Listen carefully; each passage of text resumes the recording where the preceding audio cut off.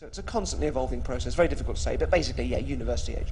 Another one here is saying, obviously, you know, the kind of show you do is very particular to you. It's a very unique style of performance. But it seems that it says here that kind of the more that you perform these kind of bigger and grander and more elaborate illusions, do people kind of look at you and talk to you differently? You know, do they kind of get a glimpse of what is the real Darren Brown underneath, or is there sort of a stage persona there, so to speak? I think on TV there's a sort of a persona. I think on TV everything has to be much more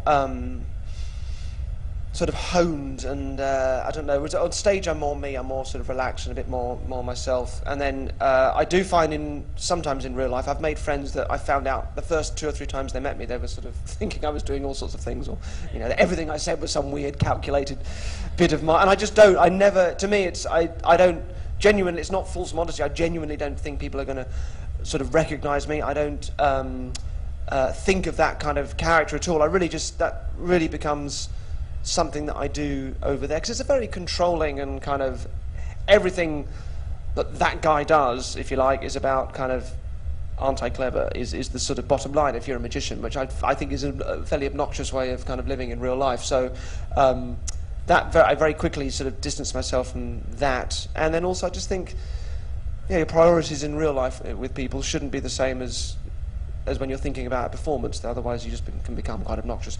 So yeah, I never think about it in real life and really don't play up to it. But yes, I've become aware that people do often, they have that going on in their head, but I don't think there's much I can really do about it. I should probably welcome it, because if that becomes part of the sort of myth that you try and create as a magician still, even though I'm not really trying to create it, it's complicated. Another question, where do you prefer performing? Do you like your television work, or do you like performing at the stage, or meeting people one-on-one?